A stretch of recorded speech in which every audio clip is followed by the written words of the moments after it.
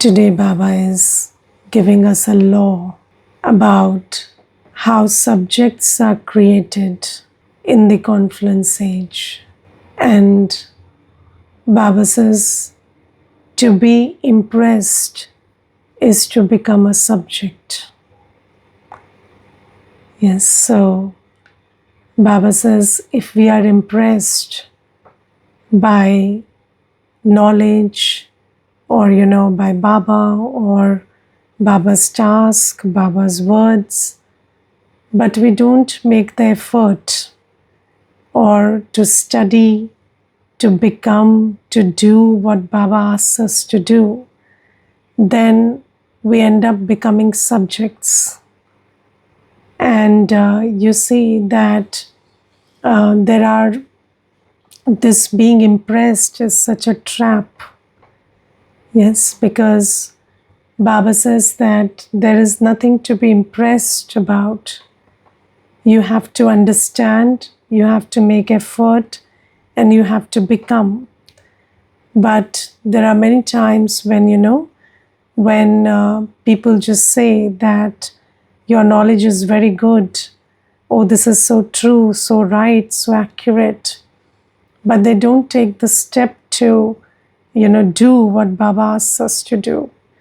And that is being impressed, but not putting Baba's knowledge into execution. Now let's ask ourselves very deeply. So have you seen that when we listen to the Murli, there are so many points that that kind of strike you, and you feel wonderful point Baba gave today. Yes, and that is why the Murli also keeps us hooked, because there are so many interesting and attractive points in the Murli which appeal to the intellect a lot. But let me ask myself this question very deeply. Do I just get impressed by the knowledge, or do I also apply it?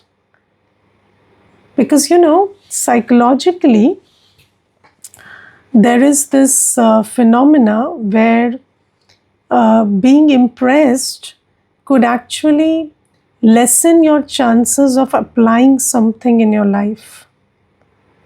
Yes, so because so sometimes we feel that if I could appreciate something, or if I was acknowledging or appreciative of something, then my job is done. So just like in the world, people think that if you saw something beautiful, something that is a product of art and beauty and effort, then giving a compliment to it is finishing their duty. Yes, so do you ever think when you see somebody, so in the world, if you see a gymnast, let's say performing very good gymnastics, do you think about doing the same? No, you clap your hands very well, and then you think, you are a good person because you were very appreciative of it. Or, you see somebody cooking very well, then, you will taste the food and say, oh, you are so good and you're so nice and you cooked a really nice meal for me, and you have great cooking skills. And sometimes to compliment that person, you will go and ask, please give me the recipe. It was really nice and unique. But you never cared to cook it on your own, because you think that being impressed, or giving a compliment, or acknowledging that something is great and beautiful and artistic is fulfilling your duty. Yes, so our duty ends there. In the world, you are not supposed to, you are not expected to learn or make the effort to become like the one you like, or the one you admire. So for example, you see, in the world, everybody will, when we are children, we are always taught the stories of saints and great people, and We are told that they are great people. We will learn about Buddha, and we will learn about, the social reformers, and we will learn about the people who left their homes to become sadhus, and we will say, they were very great people. But then you are not supposed to become like that. Are you supposed to become like that? No. Those same parents who buy you books and teach you about those great people, if you start becoming like one of them, they will oppose you. And they will say that, you study about freedom fighters, but don't become a freedom fighter. You study about Buddha, but don't become a Buddha. So, this is how we are conditioned in Kali Yuga. So in Kali Yuga, the belief system or the custom or the system or the ritual is that you become impressed, you compliment, you admire, but you don't become like the one you admire or are impressed by. Yes, so that is why, when people come to Baba also, many a times they give a lot of compliments about what big task you're doing, and it's so noble and it's so great. And yes, your philosophy is great, your thought process is great, but many a times they don't even think that I'm not doing. That thought also doesn't cross the mind. They don't even have this one fleeting thought that I should also adopt this knowledge, or I should also make the effort like they are making. So, sometimes when people ask us, what time do you get up? We say 3:30 or 3 or something, and then they will say, that's so great of you that you get up at 3:30. So then we tell them, you can also get up at 3:30. Then they'll, in an instant they will dismiss it, and they will say, no, you can get up at 3:30, we can't, we are very ordinary. So this is also the kind of thing that Baba is talking about. So Baba says, if you are impressed, you become a subject.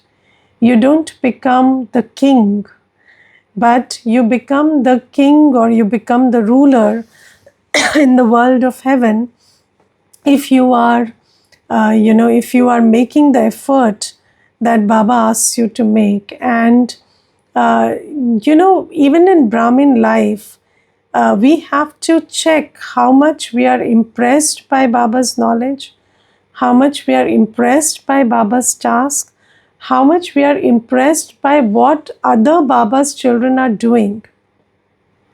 But how much of it am I doing myself? And when you are impressed, your mind confuses you. So when you're impressed with someone, you feel happy. So you are very you create that state of happiness or amazement, and that gives you an inner satisfaction. And in fact, that kills your desire to do something and then feel that satisfaction. So you feel that satisfaction. It's like eating the raw fruit. So being impressed by somebody, or being amazed by their abilities, that gives you a satisfaction that you kind of enjoyed it, very hidden, very very indirectly, and it kind of stops you from making the effort and enjoying the fruit of that effort.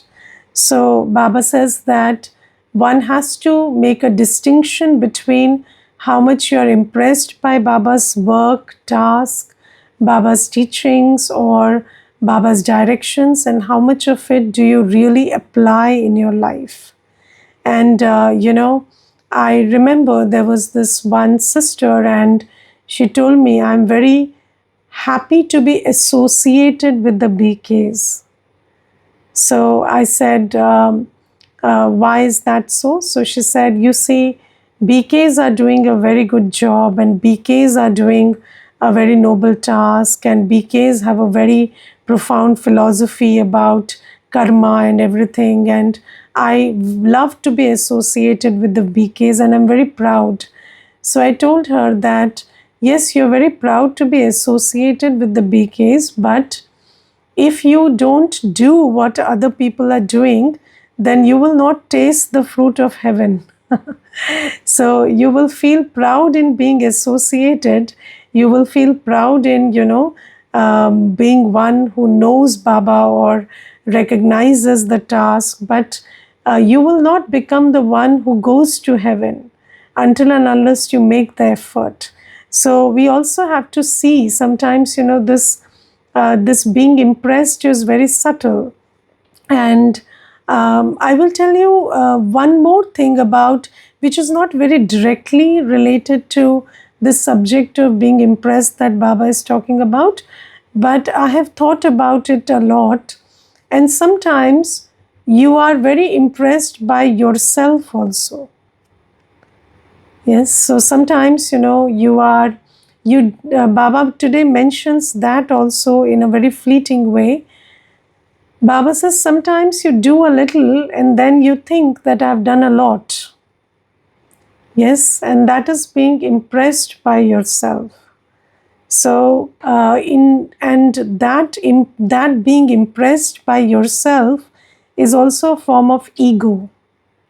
And sometimes you make a little effort and then you multiply it in your head, and then you think that I'm doing a lot, and that is being impressed by yourself, and that also makes you a subject. So you will not be able to. Baba today says that sometimes, we make a little effort and then we think that I've done a lot, and then Baba says that, but a lot needs to be done. A lot awaits for you to do it. So instead of recognizing that there's so much left to be done, you just get impressed by what you did and then you stop doing more. And that is also a form of being impressed, and that makes you a subject. Yes, so, and sometimes, you are so impressed by some personality that you think, so you see, in bhakti, we take a lot of pride in becoming a bhagat. Yes, so even a bhagat is worshipped. Do you understand that? In bhakti, there is Sri Ram and then there is Sri Hanuman. Okay, but we even worship Hanumanji. Hanumanji is somebody who is a bhagat. Yes, but we worship Hanumanji also because in bhakti, being a bhagat or being impressed or being in admiration and awe of, somebody who is higher than you is considered to be a very big guna. But Baba says, no, being a worshipper, being a bhagat, being impressed doesn't doesn't make you very high and noble. So in bhakti, but we appreciate these things. We appreciate that, somebody is not making the effort to become like the deity they worship, but the fact that they are worshippers, the fact that they are admirers, the fact that they are, they are impressed by the deity, that is also considered to be a very great quality. So in bhakti, being a worshipper is held as a high destination. But Baba says, in Gyan, being a worshipper is not a high destination. In Gyan, being impressed is not a high destination. In Gyan, being worship worthy is a high destination. So you have to make the effort to become worship worthy. Yes, and sometimes, maybe you meet souls who, because you are impressed by them, they also like you, and maybe, they also keep you around and keep your ego boosted, and they don't tell you sometimes, souls who impress others also are very empty on the inside. And if you keep giving them praise and admiration, they sometimes will tell you that you are a very good person. But don't fall into that trap. You will become worthy only when you make effort on the lines of Baba's Srimad. So don't become a bhagat, become a worship worthy soul. So have you seen that in the world there is a culture that there is one guru and everybody is a follower? Yes, everybody. So the shishya is not the guru, the shishya is the shishya, the guru is the guru. But Baba doesn't say that here in Baba's home there is one teacher. So, yes, Baba is the ultimate teacher. But other than that, everyone is a teacher. Baba says, don't take pride in just being, being what, being somebody who is just impressed by the teacher. No, Baba says, learn and become a teacher. Imbibe what I'm saying. Baba doesn't want shishyas and Baba doesn't want bhagats here. Baba wants effort making souls who become like Baba.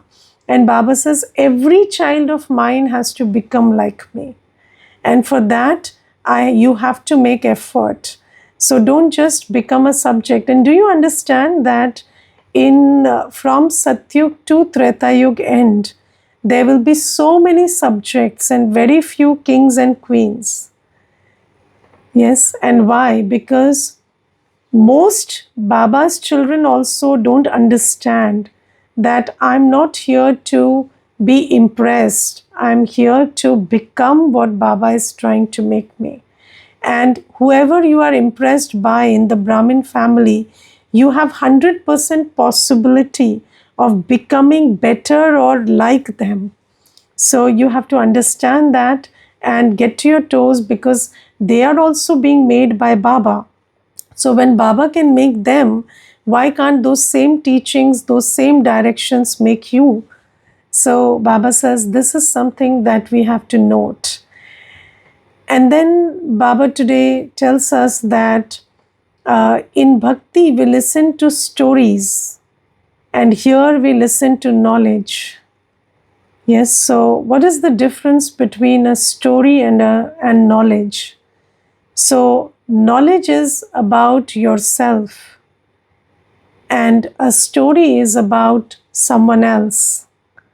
So in bhakti we listen to the story of Sri Ram, the story of Sri Krishna, but we don't relate to it. It doesn't give us any benefit, because you see, the interesting thing is when you listen to the Gita in bhakti, then what is your mindset or what is your attitude? Your attitude is that this Gita was spoken by Sri Krishna to Sri Arjun. Yes, it was spoken by Sri Krishna to Arjuna. It was not spoken to me. Was the Gita spoken to you? Yes, so in bhakti, you don't listen to the Gita in that awareness. So the Gita becomes a story which Sri Krishna spoke to Arjun, and you have got nothing in it. There is nothing for you. The Ramayana is a story about Sri Ram and Dashrath and the Lakshman and Sita Maya. It's not about me. It's their story. And you see, that's why history is called his story. Yes? Do you understand the word of the meaning of the word history? History is his story. It is somebody else's story. And that is why even if we consider mythology to be a part of history, we are not able to draw any inspirations from what Sri Ram did or what Sri Krishna did or what Arjun was told.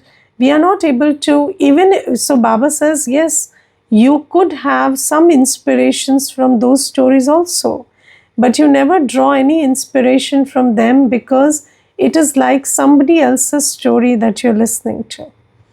And when Baba comes, Baba says, I'm not telling you about something that happened to someone in some time. Yes, well, how does a story begin? When you start telling a story, how do you begin telling a story? So a story begins by, once upon a time there was a king and a queen. So it's about a time that is unrelated to you. It's about someone who is unrelated to you.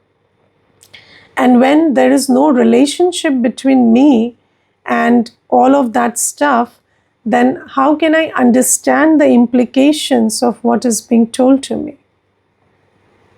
But Baba says this is Gyan, and Baba doesn't say that once upon a time so and so king lived in Satyug. No, Baba says 5,000 years back. Baba gives a very concrete time and date, and Baba says 5,000 years back, you, the soul, were a deity in Satyug. And then you came to the Treta Yuga, and then you came into the clutches of Ravan, and then you lost your purity, and then you took 84 births like that, and then I come just like every cycle, and I again adopt you, I teach you, and again I transform you from an angel to a deity. So Baba says that this is my story, and when you understand my story, that is knowledge. So knowledge is also always about yourself. Yes, knowledge is not about others. So Baba says, I change your stories to knowledge. So I'm not telling you some story, I'm telling you the knowledge. And Baba says, in bhakti, there is the custom and system of telling stories, and here there is the custom and system of understanding knowledge, which is about yourself. And second thing Baba tells is, in bhakti, there is the system of having a glimpse, darshan. Have you seen, have you heard this, that, they say, I want to have a glimpse of the Mahatma or the deity, and the darshan is very important. But Baba says, here we are not talking about darshan. Yes, Baba says this is not about having a glimpse of Baba or anything, because Baba says, I am incorporeal. You cannot have a glimpse of me. You are incorporeal, so you cannot have a glimpse of yourself. So what you have to do is, you have to understand yourself, you have to understand me, and have yoga with me through that understanding.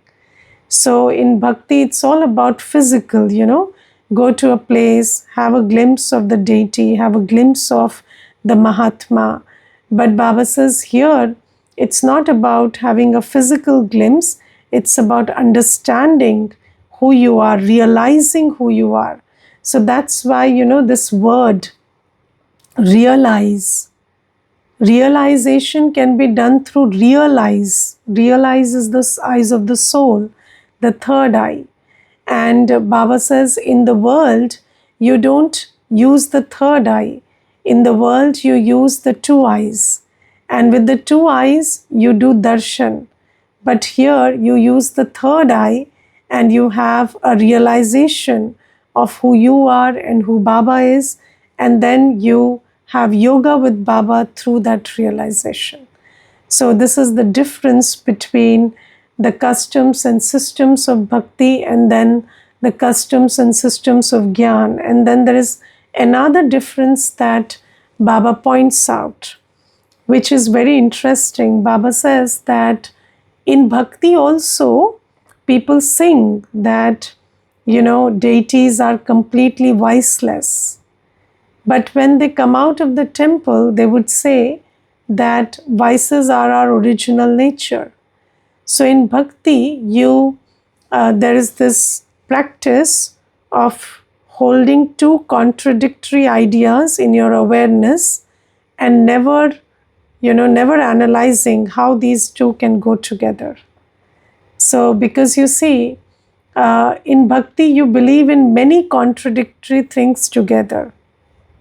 And have you seen that when we are children and you ask questions about anything in bhakti, then what do? They just tell you, you keep quiet, you're asking too many questions, and that is disrespectful. Yes. So I remember when I was young, so I once asked my father, that my Lokik father, that if somebody is going to the Ganga and taking a bath, that means they are accepting that I'm a sinner. And what if I am not a sinner? Then also, do I have to go and take a bath? Or if I'm not a sinner, then why do I have to go to the temple? Can't I just, not do bad karma and just not go to the temple? So then he said, "You are being very disrespectful, and don't even utter these words." So I said, "I'm just asking you questions." So he said, "I don't have any answers to your questions."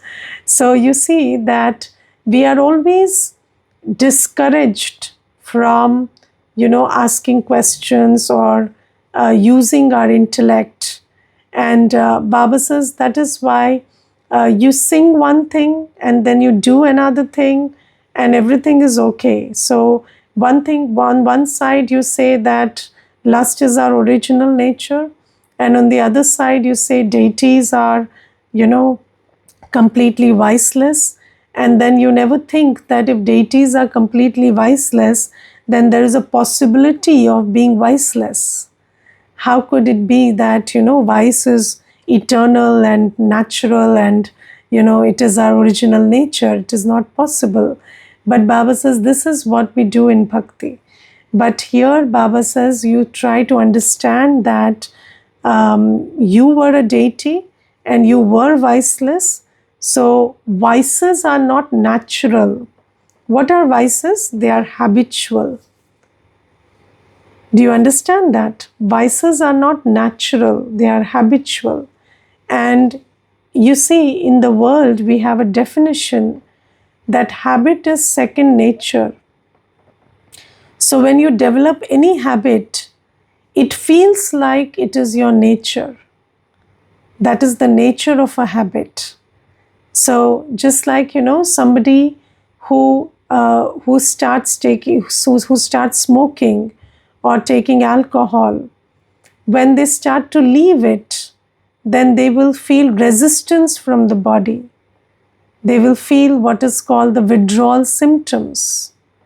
Now, when they feel the withdrawal symptoms, it creates an illusion in the mind that you're doing something against your own nature, because it troubles you so much that you feel like, you're going against your nature. But the thing is, it's not your nature to drink or smoke. It's not natural. But when you create a habit, you feel the withdrawals. And whatever was natural is lost when you create a different habit. So Baba says that is why when you leave the vices, it is not a smooth process. It's a process of great effort, because we have had these habits for very long, and habits die hard. But the first thing you have to understand is it is not your nature, it is a habit. And I remember when I came into Gyan, then when I first heard that everything, whether it's lust, anger, greed, desire, attachment, everything is a habit. When I learned that, then I was very confused. I said, how can everything be a habit? But Baba says, you see, everything that feels so natural to you, that comes like a wave and consumes you, that works up your system, that, something that people say gut feeling or feeling from the heart. So, your heart, your gut, everything feels anger or, fear or, insult or everything. You feel all of that very deeply. But Baba says that is not your nature. That is a habit. And once you understand this one thing very nicely, that my original nature is knowledge, purity, peace, love, happiness, bliss, and power, and everything else is a habit, then it is like you are mentally dissociating yourself from the habit. And when you mentally take this first step of disowning or not, or not finding consonance or alignment with the habit. So Baba says the most difficult part of changing our habits is saying that this is my nature. So once you start separating between your nature and your habits, then it becomes very easy to overcome the habit of vices. So Baba says this is a very big wrong belief system in the world, that all our vices are natural to us. And Baba reminds us and brings us to the awareness that all these habits are something that we acquired and something that we can let go. This is not there in the original form, and it is not supposed to be there with us always. And just like we acquired them, we have the ability to let go of them. So these are Baba's teachings today. Anybody wants to share anything, please do. Om Shanti. Om Shanti. I also feel that sometimes we are not influenced by outsiders, but when we are staying with some fellows, we also are influenced by them also. Their eating habits, their way of talking or anything. And because we are emotionally connected with them and we are living with them for a very long time, then also it's little difficult. Initially we are understanding that all these are patit habits, and we are very different from them. And by making efforts we can get rid of it. And for me this is the challenge. I never got influenced ever from outsiders, because I always lived inside with home people only most of the time. And because I am with them whole day, and I try to make some gap and do my efforts for this. So for that, you have to constantly use your power of discernment. Yes, so you have to keep discerning, that whatever I am feeling, that this person is doing this very rightly or nicely, is it something that should be adopted according to Srimad? And if yes, sometimes, maybe somebody is more disciplined than you, more punctual than you, then yes, you have to adopt. Then Baba says, instead of being impressed, you take that guna from that person and adopt it. Yes. And Baba always gives us this law for being impressed. Baba says, when you see the rachna, yes, and you are impressed by the rachna, then remember the rachayita. So you remember that if this creation is so beautiful and they have this virtue or this speciality in them, then the creator is full of so many specialities and I'm his child. So why can't I take that speciality from the creator and become like that? So this is the way. So Baba says, it is not a bad idea to like something in someone, but then don't make it a matter of being impressed. Make it a matter of being influenced and adopt it in yourself. And remember that the one who is the bestower of all qualities is my Baba. So I can have any quality that I want. So it's not like they have the quality and I can't have. No, the bestower of virtues is mine. so I can develop any quality that I'm impressed by in any other person. Okay. Yes, this is just as my Lokik mother and grandmother. They always like the Gyan. They are very impressed with it, and with Baba also. But they have some programming that never go too much in that. It is not for Yes. Grihasthis. Yes. I came out of that belief. Yes. And Yes. slowly, one by one step, I will come out. Yes. I have Yes. decided this. Yes. I And am not also, okay with this programming. and also, you have to keep discerning always, use your intellect. So whenever we are in the midst of people, then we have to have a very active intellect. What to take in, what to let go, where to draw the line. You have to be very active with your intellect when you are coming into relations and connections. Okay, Om Shanti. Thank you. Okay, Shanti. Hanji Nirmal Bhai, please. Om Shanti. Om Shanti. Today Baba said that we have to practice life because that gives an opportunity to remain aware of our new life, and also we can be free from the old sense caste, and therefore it needs a lot of commitment, lot of attention to that to become alive, and that's a good practice to perform, I think, to become, to go for a new life, because it's a short time. Yes. Therefore, in the short time, our effort should be very committed and should result oriented. Yes. And that's another one. Baba said that in Amrit Vela, we have to merge God's love in the heart. And when you have that, you don't have no other attraction to any other love. Correct. Therefore, I think that's also very good to practice in the Amrit Vela. Correct. So that we because when we get immersed in the God's love, then we get God's love is altruistic love. Therefore, we also become that habit. We also know interest, expectation, or interest.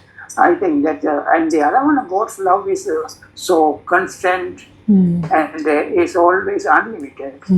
Therefore, we can give love to anyone. Baba say that you have to give a soul conscious love. You have to give love to when you come in connection with that, when we have soul conscious vision. Correct. And always that will be able to be our relationship, conversation is so comfortable. And yes. Okay, that's all.